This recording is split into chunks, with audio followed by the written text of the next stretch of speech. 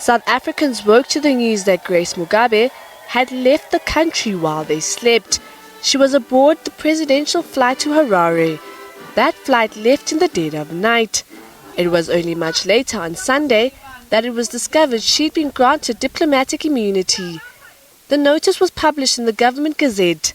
International Relations Minister Mashabane invoked Section 7, Subsection 2 of the Diplomatic Immunity and Privileges Act. The Act states that immunity can be granted if it's in the interests of the Republic. Mugabe faced a charge of assault with intent to do grievous bodily harm. It stems from an altercation last week in a Johannesburg hotel. Mugabe allegedly assaulted local model Gabriela Engels with an extension cord. Civic group AfriForum is to apply to the Pretoria High Court to challenge the decision.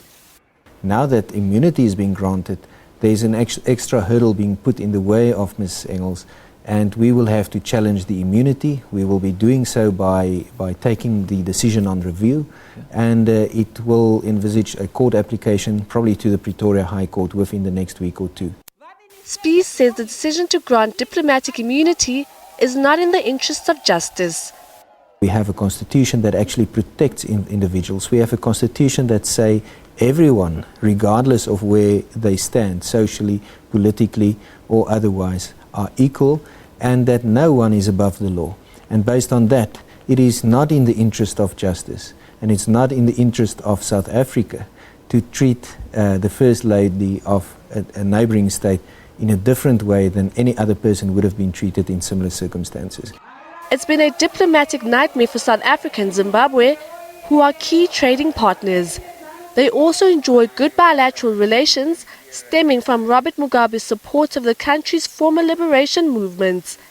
It's not clear whether the interests of the Republic invoked stems from this. The question is whether Mugabe qualifies for immunity. She was not in South Africa on official business. The SADC heads of government meeting was scheduled a week after the alleged attack. International analysts believe the decision can be appealed.